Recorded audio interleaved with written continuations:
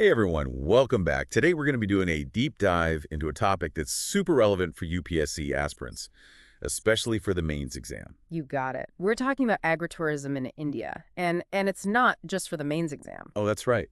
It could definitely pop up in the prelims too. For sure. Okay, so we'll be looking at a really insightful article from Business Line, and this article is basically our roadmap for today's discussion. So, Sounds good. have you ever, thought about taking a vacation where you could learn about, say, saffron cultivation up in the Himalayas? Ooh. Or maybe witness how traditional mahua is brewed in Chhattisgarh? I mean, that sounds pretty amazing. Sign me up. Right. So that's kind of what we're talking about today, the whole concept of agritourism and how it has the potential to really transform rural India. Absolutely. Okay, so before we get into the nitty-gritty, I think it's important to, define what exactly agritourism is. Sure. Yeah. At its core, agritourism is all about connecting travelers with the agricultural heartland of a region. Okay, so I'm already picturing myself, visiting a coffee plantation in Coorg, Exactly. or maybe staying at a Bishnoi village in Rajasthan. Yes, those are great examples. It's all about experiencing rural life firsthand, participating in farm activities, understanding where our food actually comes from. So it's like taking what we read in textbooks and bringing it to life. Precisely. Instead of just reading about rice cultivation, you could actually be out there in the fields planting rice. Wow. Okay, that sounds way more exciting than just memorizing facts. For sure. But let's get to the heart of the matter here. Why is agritourism such a big deal for India? Well, for starters, it has the potential to economically empower rural communities. Hmm. Think about it. Farmers, they can actually diversify their income by, offering farm stays, tours, and, those hands-on experiences that we talked about. Okay, so it's not just relying on crop yields anymore. Exactly. It's like building a whole new stream of income. And the article even mentioned how this can boost the local economy as a whole. Right. It's not just the farmers who benefit. You have local artisans, guides, cooks, transport providers. Everyone gets involved. Traditional crafts get revived. Local knowledge is preserved. So we're talking about economic growth, job creation, cultural preservation. Yeah, It seems like agritourism can really hit all those marks. it can. But how does this tie into the government's push for sustainable development? That's a hot topic in the UPSC exam. Well, agritourism has the potential to be a much more sustainable form of tourism than, say, mass tourism. Hmm. It promotes practices like organic farming, water conservation, eco-friendly accommodations. Which aligns perfectly with initiatives like Atma Nirbhar Bharat, right? Yeah, you got it. It's all about a greener and more self-reliant India. And understanding these connections is crucial for the UPSC exam. Got it. Now, I'm curious, where in India can you actually experience this agritourism? Are we talking about specific hotspots, or is it more widespread? Well, you'll find pockets of agritourism across the country, but some states are definitely leading the way. Okay. Maharashtra, for instance, they were early adopters. They actually set up their Agritourism Development Corporation way back in 2005, Wow, okay. and now they're a major player. So if I'm writing my UPSC answers, Maharashtra is a good example to mention. Definitely. Think vineyard tours in Nashik or, experiencing life on a mango orchard. Okay, I'm getting hungry already. What about other states? Any other interesting examples? Of course. Kerala is famous for its spice plantations. Then you have Sikkim, which is, well, it's India's first fully organic state. Right. So it attracts a lot of tourists interested in sustainable farming practices. And even Rajasthan, with its desert agriculture, offers a unique experience. Wow. So the diversity it's pretty incredible. And knowing about these specific examples could really strengthen our UPSC answers, right? Absolutely. It shows the examiner that you've done your research, that you're not just relying on textbook knowledge. Yeah. And speaking of going beyond the textbook, the article also highlights states with massive untapped potential. Ooh, okay. Now you've got me really intrigued. Tell me more about this untapped potential. Well, imagine exploring lychee orchards in Bihar Okay. or witnessing the unique Epatani rice cultivation techniques in Arunachal Pradesh. And even Gujarat's Bani grasslands hold potential for pastoral tourism with the Rabari community. Wow. So many possibilities. But wouldn't developing these regions for agritourism come with its own set of challenges? Oh, you're absolutely right. There are definitely challenges to consider. And I'm guessing understanding these challenges is also important for the UPSC exam. For sure. A major obstacle is accessibility. Mm. Many rural areas, they lack proper roads, reliable transportation, even basic healthcare facilities. Yeah, that makes sense. The article mentioned Uttarakhand as an example, right? Exactly. You know how agritourism sites there become practically inaccessible during the monsoons? Right, right. And it's not just about physical accessibility, is it? No, it's not. We also need to consider the skills gap. Yeah. Many farmers and rural entrepreneurs, they lack the training needed for things like customer service, tour management. Right. It's a whole different ballgame compared to traditional farming. Exactly, it is. And this is where I think government schemes and initiatives could play a vital role, right? Absolutely. The article highlights schemes like the Swadesh Darshan Scheme and PMJUGA, Okay. they're aimed at boosting rural tourism infrastructure and livelihoods. So understanding these schemes is like key for UPSC preparation. It is. All right. So we've got Swadesh Darshan and PMJUTA. Can you just quickly break down what they're all about and how they connect to agritourism, just for those of us who might need a little refresher? Of course. So the Swadesh Darshan Scheme, it was launched back in 2014-15, and it focuses on developing thematic circuits across the country, including rural tourism circuits. Okay. And the aim is to improve connectivity, infrastructure, and tourist facilities at various destinations.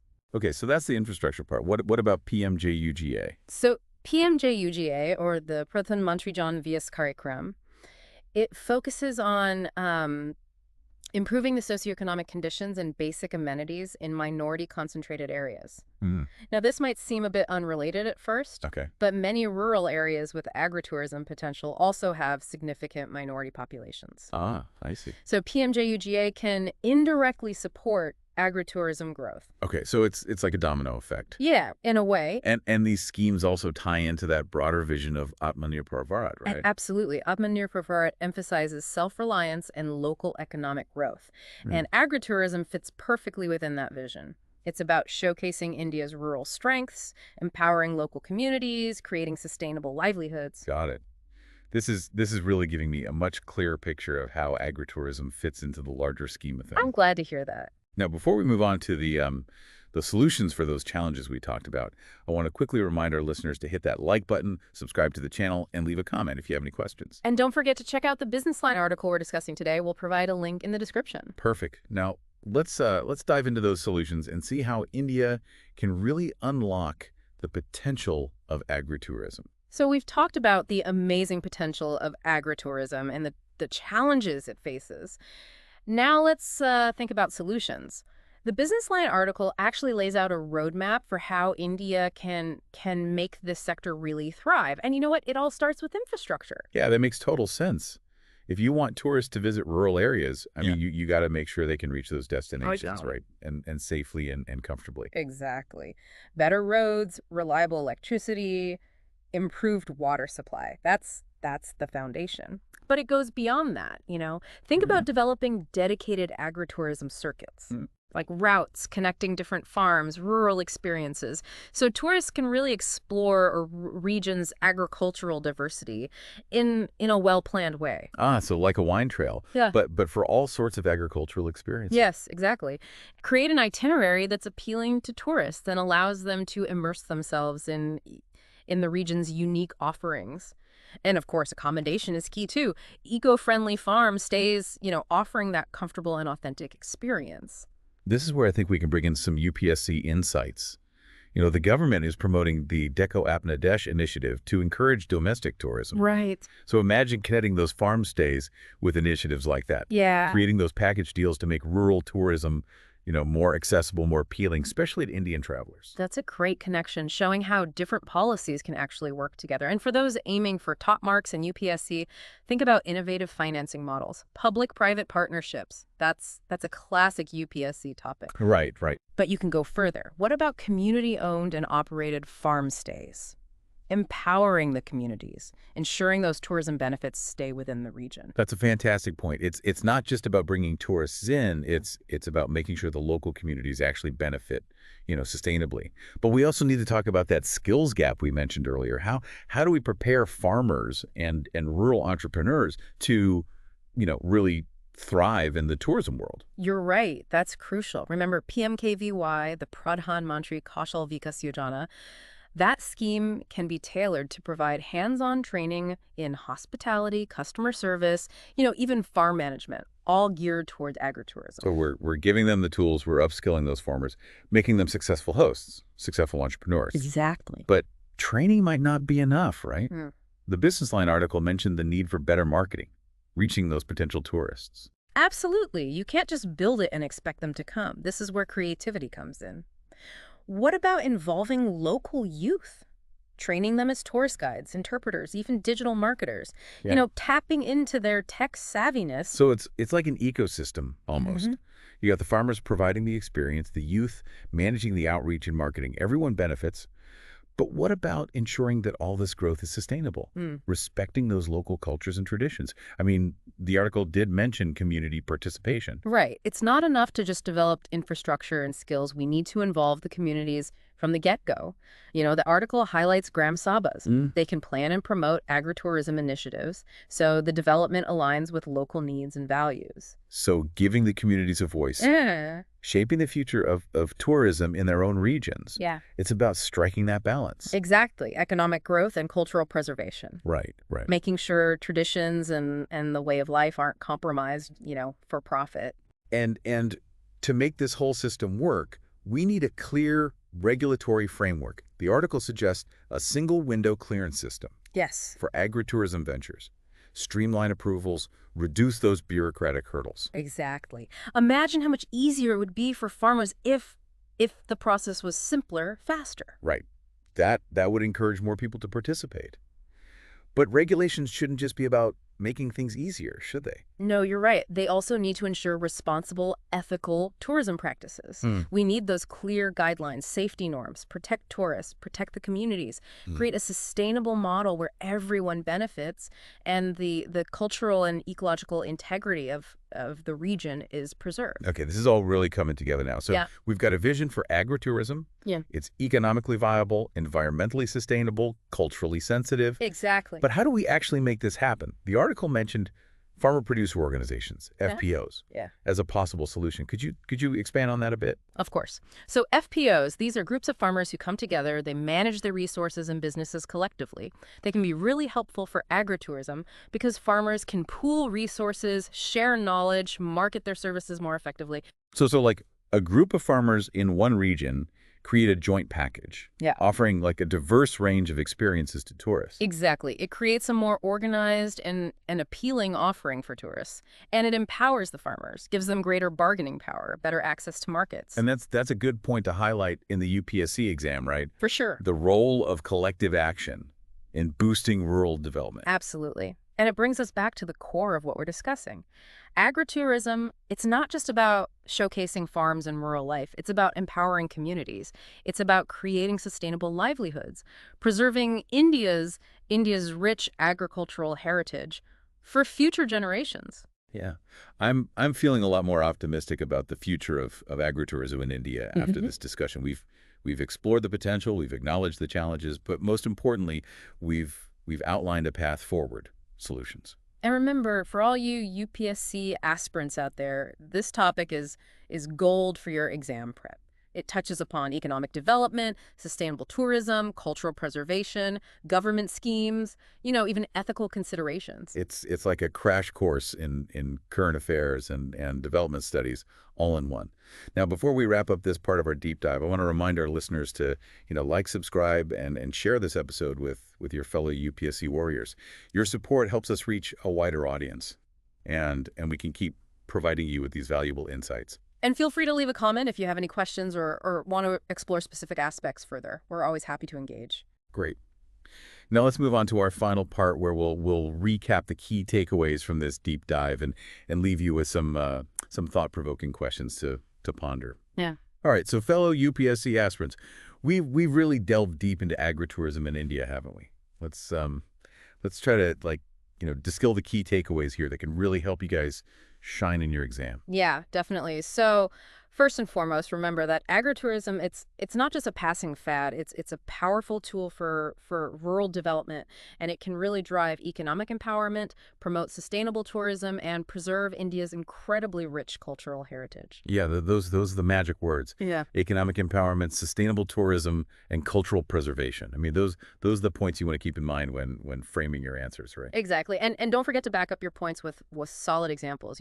Mention Maharashtra's thriving vineyard tours, or Kerala's aromatic spice plantations, or Sikkim's commitment to organic farming. And to really impress the examiner, highlight those states that have a huge amount of untapped potential, right? Yes, exactly. Bring up Bihar's lychee orchards, or Arunachal Pradesh's unique rice cultivation methods, or the pastoral tourism possibilities in Gujarat's Bani grasslands.